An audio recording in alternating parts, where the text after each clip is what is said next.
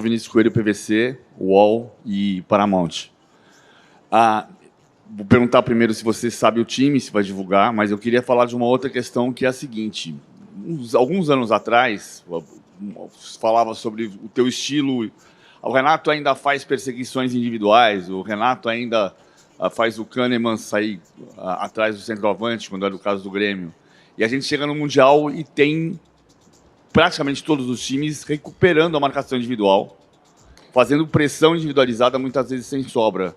Eu queria que você falasse um pouco desse aspecto tático do que se viu aqui nessa Copa do Mundo. Boa tarde a todos.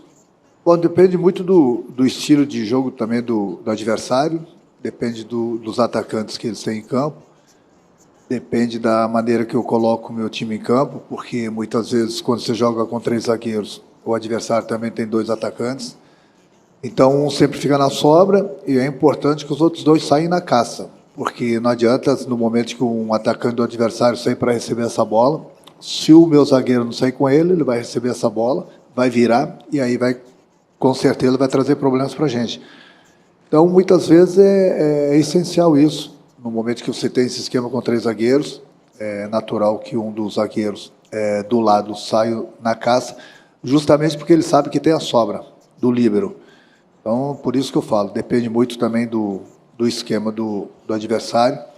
E eu tenho visto também exatamente isso nessa Copa do Mundo, duelos individuais, porque são jogadores com uma capacidade muito alta que você tem que evitar ao máximo de dar espaço para eles, para que eles possam pensar.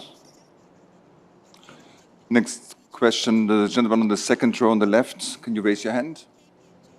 Thank you. Oi, Renato, tudo bem? Marcelo Marinho, da Litoral News. O Fluminense tem uma mística. Eu lembro que em 2023, quando o time teve na final da Libertadores da América, que classificou a equipe para esse Mundial, o torcedor falava muito de encerrar aquela ferida que ficou aberta desde 2008, na final contra a Liga. E você e o Thiago estavam naquela final de 2008. Dentro dessa mística tricolor, você acha que ficou algo ainda em aberto para você realizar com o Fluminense? E se você puder falar um pouquinho o que o Fluminense representa para a tua vida como treinador de futebol. Obrigado. Eu acho que 2008 foi uma infelicidade muito grande a gente ter perdido aquela Libertadores para a LDU. Mas são coisas da vida. No momento que você faz uma final, ou você vai ser vencedor, ou você vai perder. Não tem meio termo. Nós fizemos tudo certo, infelizmente nós perdemos. Então, sempre que eu trabalho no clube, hoje no Fluminense, como foi naquela época, eu trabalho o meu grupo sempre para vencer, para ganhar. Estou tendo mais essa oportunidade aqui. O Fluminense está fazendo uma grande Copa do Mundo. Está sendo um privilégio estar à frente desse grupo, estar à frente desse clube. Mas a gente veio para fazer história. Desde o início eu falei, a gente precisa acreditar na gente, a gente precisa acreditar no nosso trabalho. Vamos sempre respeitar nossos adversários, são poderosos, financeiramente são bem melhores do que a gente. Agora o futebol ele é decidido dentro do campo. Então com esse pensamento, sempre respeitando o adversário, a gente tem entrado. E o que mais tem me deixado satisfeito no meu grupo são as atitudes, a entrega deles dentro do campo e os resultados estão aí. O que significa para mim estar aqui numa Copa do Mundo? Eu já falei uma vez e volto a repetir, é um privilégio muito grande, são para poucos.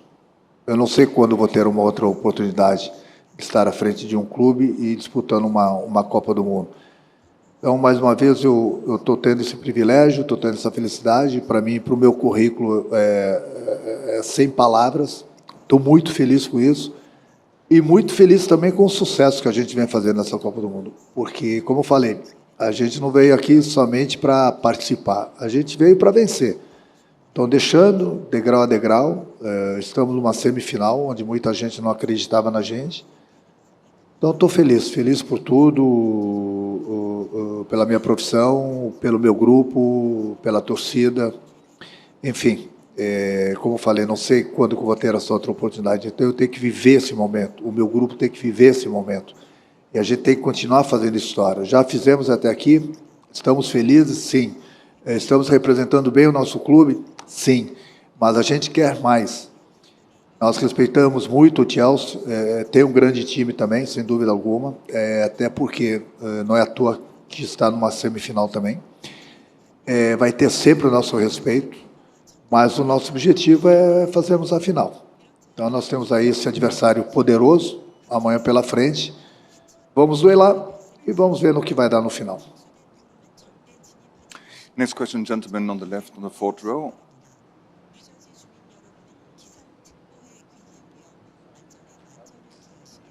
No. Obrigado. Boa tarde, Renato. Bom, vamos lá. É interessante, né? Porque depois que o Pep Guardiola vai embora com o time do Manchester City de maneira prematura, sendo dono de um modelo muito mapeado. Na sequência, a gente tem a ideia de que um time de 10 bilhões de reais, como é o caso do City, pode perder se não ocupar território. A gente logo depois, a gente viu o Simone Inzaghi, que é o segundo treinador mais bem pago do planeta, ele não ter antídotos para poder combater o modelo que você implementou. E para completar e finalizar, o Abel Ferreira não conseguiu ter o entendimento de poder colocar um meio-campo mais firme para poder imaginar uma zaga que era deficiente, que não era a zaga titular, e um lateral que não era o seu melhor numa partida contra um time tão grande contra o Chelsea. Ou seja, erros de técnicos academicamente muito bem preparados. Eu era daqueles que imaginava que você não era tão bem preparado academicamente e me enganei profundamente. Aonde está o meu erro e de todos aqueles que acreditavam que você não era tão bom acadêmico e o resultado seu é tão bom hoje? Bom, aí depende do ponto de vista de cada um. Alguns enxergavam, alguns não queriam enxergar, e alguns enxergavam, mas não queriam elogiar. Aí eu respeito a opinião de cada um. Aí cada um tem que saber o seu patamar, onde ele se encaixa nesses 3 itens que eu falei. Eu não conquistei vários títulos como treinador comprando os títulos. Eu conquistei vários títulos como treinador trabalhando, implementando. No Grêmio mesmo, por exemplo, teve anos que eu implementei 3, 4 esquemas de jogo que deram certo. Nessa Copa do Mundo, mudei o esquema por 2 vezes, deu certo. A gente está conseguindo os resultados devido ao nosso trabalho. Então, no momento que eu assisto jogos, assisto o meu próximo adversário, estudo eles, preparo o meu time na parte tática, faço com que eles façam exatamente o que é pedido nas pré-eleições e nos treinamentos, e tem dado certo, acho que isso é memorável. Isso é um treinador que enxerga o jogo. Então, muita gente, às vezes, gosta de criticar, gosta de falar de parte tática, mas a pergunta que eu faço para vocês também, de vez em quando, claro que não são todos, mas quantos de vocês entendem de parte tática para criticar os treinadores? Será que vocês entendem tanto assim de tática? Será que vocês entendem mais que um treinador de tática? Que a gente convive com jogadores quase que 24 horas por dia? Então, essa pergunta vocês têm que fazer também, porque é muito fácil criticar. Muitos de vocês têm que, no momento que vê uma escalação, dar opinião antes de começar o jogo. Não vai dar certo por isso, isso. Porque é muito fácil, que eu costumo falar, engenheiros de obra pronta. Terminou o jogo, ganhou. Mas ele acertou na escalação, o esquema foi muito bom. Perdeu o jogo. Mas errou no esquema, escalou mal. Aí fica muito fácil. E aí, quando vocês falam de parte tática com um ou outro treinador, é muito fácil falar de parte tática. Será que se a gente pegar alguns de vocês e pegar 4, 5 treinadores ao vivo e discutir parte tática, e nós treinadores, perguntar para vocês sobre parte tática, será que vocês se garantem? E vocês gostam de criticar os treinadores. Eu respeito a opinião de vocês. E não são todos, obviamente. Muitos de vocês entendem, mas muitos não entendem e querem criticar o treinador.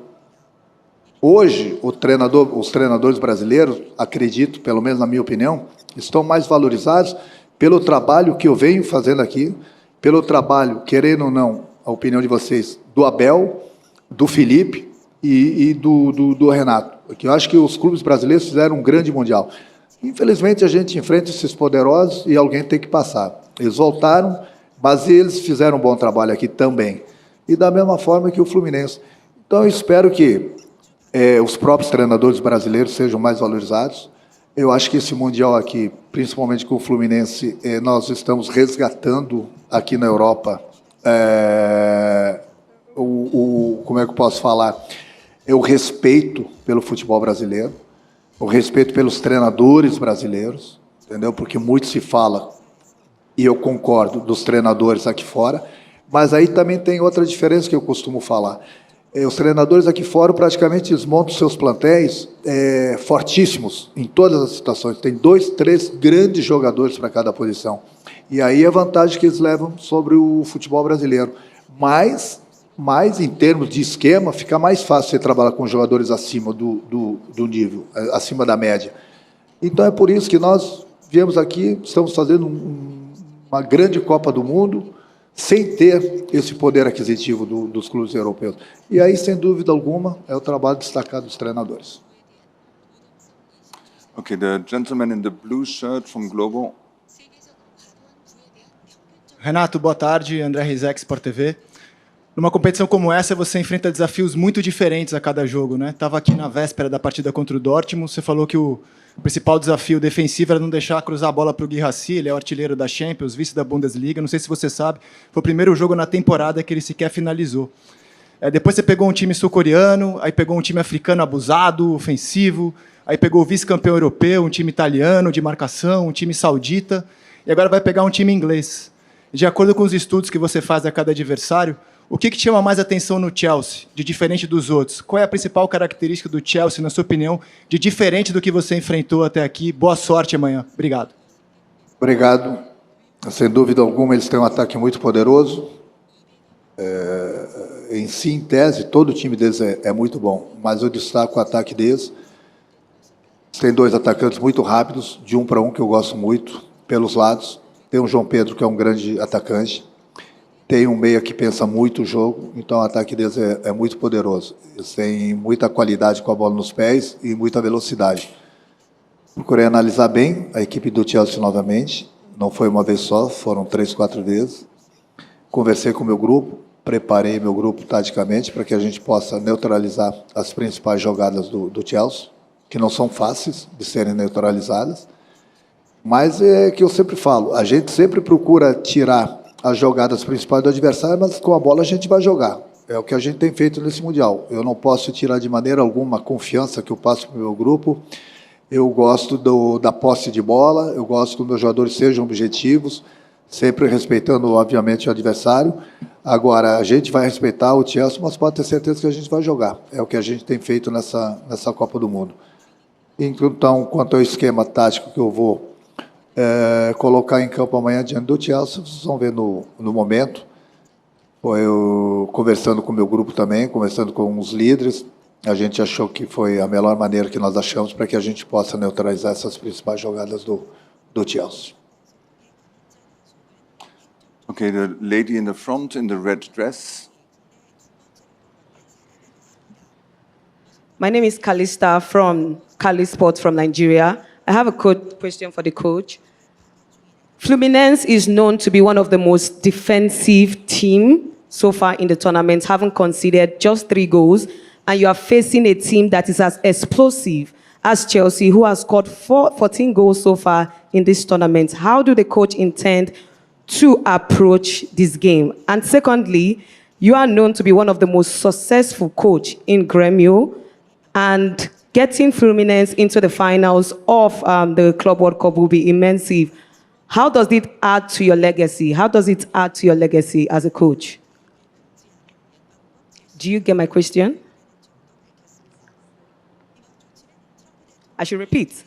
First of all, Fluminense is known to be one of a team that is defensively solid in this competition, conceding just 3 goals, and Chelsea is explosive, scoring 14 goals so far in this tournament. What is your approach to get past Chelsea to the finals of the Club World Cup? And as a successful coach in Grêmio, with your legacy, getting them to the finals will be immense. How does this add to your legacy as a coach?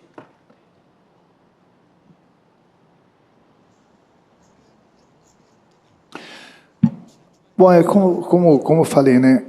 Depende muito do adversário, depende do esquema tático do adversário que a gente vai enfrentar. Eu procurei treinar na parte tática justamente para isso que eu acabei de falar, neutralizar as principais jogadas do adversário, que são pelos lados, pela habilidade, pela velocidade de seus jogadores, por isso que eles constroem muito durante os jogos, por isso que eles fazem muitos gols. Então, eu treinei para que a gente possa neutralizar esse tipo de jogada. E quanto eu estar aqui numa semifinal com o Fluminense, o que eu falei também, eu me sinto um cara privilegiado, muito feliz pelo trabalho que eu venho realizando aqui justamente com o meu grupo. Muita gente não acreditava na gente quando nós saímos do Brasil, mas a gente vem fazendo uma grande Copa do Mundo e eu espero que amanhã também, com todo o respeito ao nosso adversário, nós possamos nos abraçar novamente em campo e o nosso objetivo é o mesmo do Chelsea, sem dúvida alguma, de chegar numa final. Então a gente vai procurar trabalhar bastante, valorizar bastante, para que a gente consiga esse nosso objetivo para fazermos a final no próximo domingo. The question for the gentleman on the second row, the second row, exactly. Thank you. Renato, João Barreto aqui da Casé TV. É impossível falar sobre esse jogo sem citar o Thiago Silva. E a gente viu no jogo contra o Mamelodi que ele fez falta, né? A forma como o time estava em campo. A minha dúvida é quanto a esse pré-jogo, o que o Thiago Silva traz especificamente para o time, o que você pode trazer disso, e dentro de campo também. Mais cedo a gente falou com ele na zona mista, aí ele até disse que ele pode ser tipo um espião, que ele conhece os caras, que ele convive com eles, enfim. O Thiago Silva tem sido fundamental para a gente. Uma que eu costumo falar que ele é um monstro jogando, né? Dispensa comentários sobre o futebol dele. Inclusive, eu volto a repetir, eu, na minha simples opinião, é um jogador de Copa do Mundo ainda. Tem todas as condições de jogar a próxima Copa, mas aí já é um problema do Ancelotti. É um cara que tem nos ajudado bastante, conhece muito o futebol europeu, conhece muito bem da maneira que o Chelsea joga. Troquei bastante ideias com ele. Ele é praticamente um treinador dentro do campo, pela experiência dele, por ter jogado Copas do Mundo, por ter jogado muito tempo aqui fora. A experiência dele tem sido fundamental, logicamente, juntamente com o futebol dele. Então, é um cara que ele procura conversar bastante com os companheiros, orientá-los dentro do campo, porque muitas vezes o treinador está longe, não consegue mandar essa orientação, e ele faz esse papel de treinador dentro do campo. E principalmente nesses jogos grandes, como a gente tem feito aqui fora, contra grandes clubes poderosos, e amanhã é mais um deles, o futebol dele e a experiência dele, sem dúvida alguma, são fundamentais. Next question, gentleman on the first row on the right. Aquí. Hola Renato, Javier Estepa para el diario Marca en España. Javier Estepa para el diario Marca en España. Quería preguntarte, sois 4 equipos los que lucháis por estar en la final. Para ti, ¿quién es el favorito para estar en esa final? Y luego quería pedirte una opinión sobre los brasileños que juegan en el Real Madrid, Vinicius, Rodrigo, que ahora está teniendo menos minutos, Endrick. Muchas gracias. Ele perguntou sobre...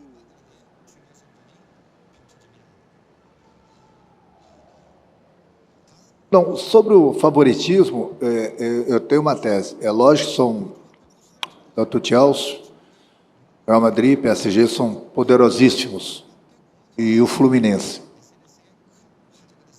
A gente tem um sonho de chegarmos à final. A gente sabe que é uma partida muito difícil que a gente tem pela frente amanhã, mas, como eu falei, nós estamos trabalhando seriamente.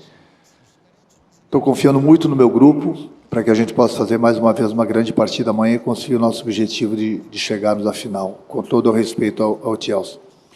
Aí você pergunta qual é o favorito para ganhar o título. Eu acho que, no momento, o que eu tenho que falar é a gente pensar em passar pelo Chelsea, que é uma partida muito, muito difícil. Não dá para você pensar em quem é o favorito. Se esses 4 clubes chegaram, qualquer um deles pode ser o campeão.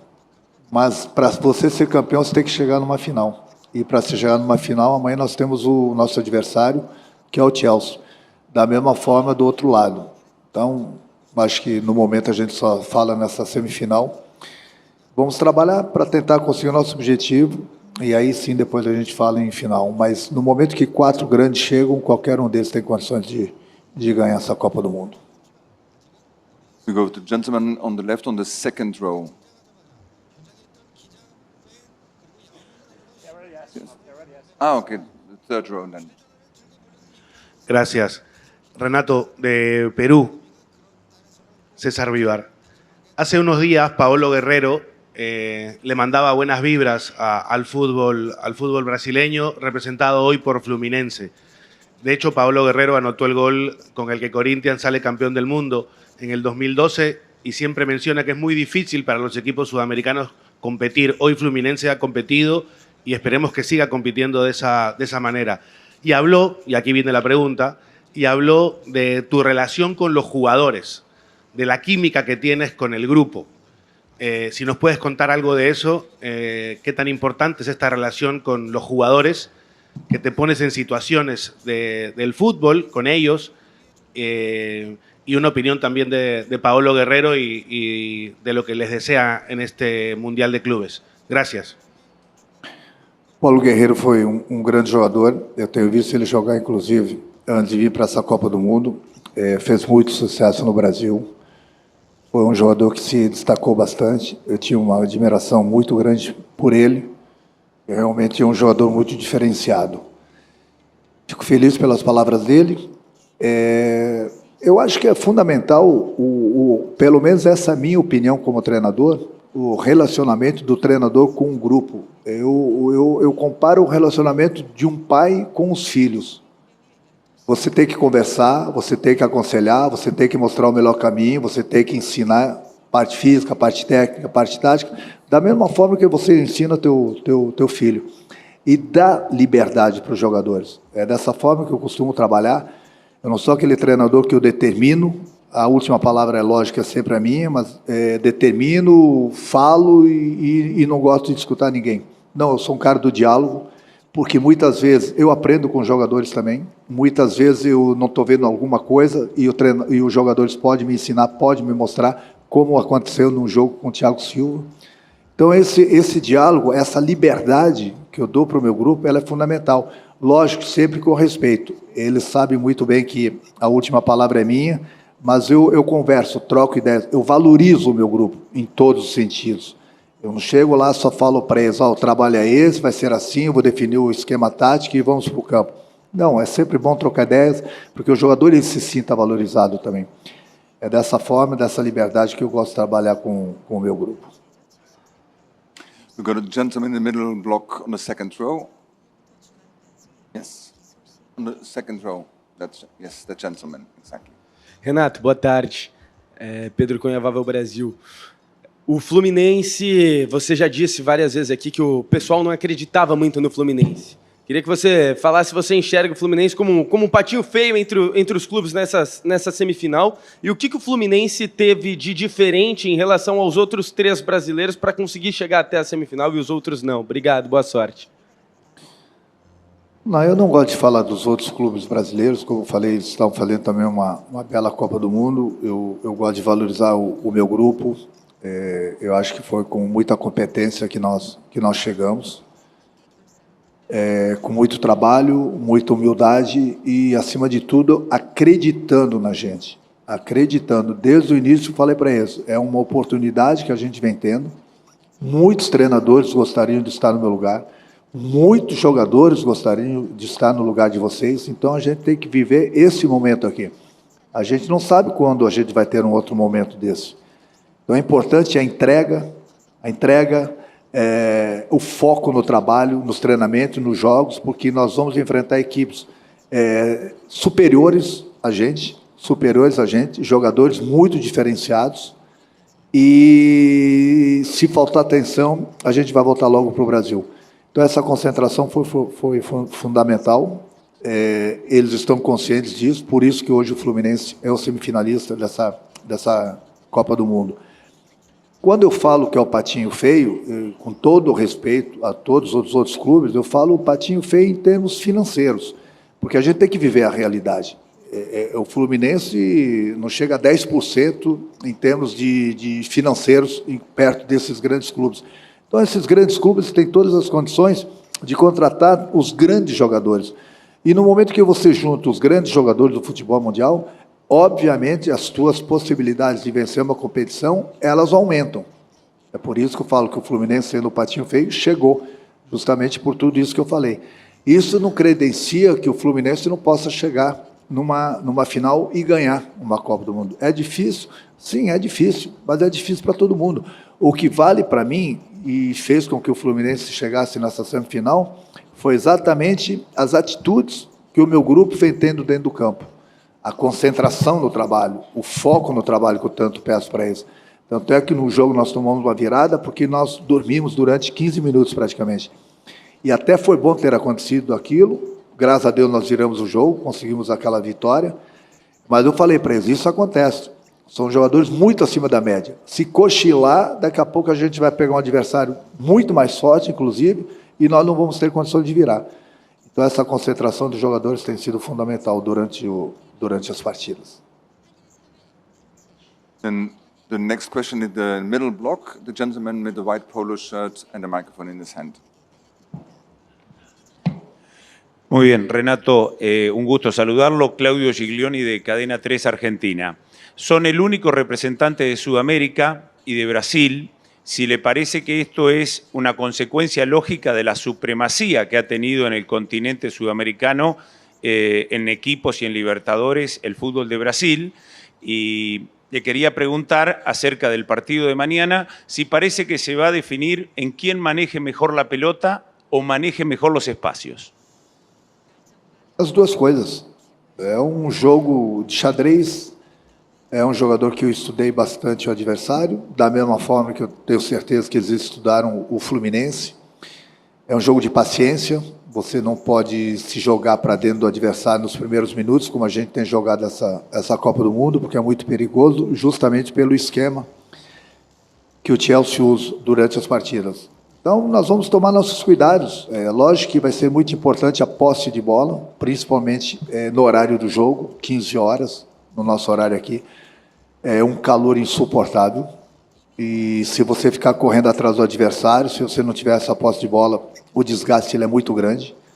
Então, procurar neutralizar, como já falei, as principais jogadas do adversário, nós procurar ficar com a bola. E jogar. Não é só ficar com a bola, e jogar também. Como falei, a gente tem o maior respeito pelo Chelsea, mas é um jogo de xadrez. Pode ter certeza que é uma partida, pelo menos na minha opinião, de poucas oportunidades. E quem aproveitar melhor as oportunidades, com certeza vai ser vencedor.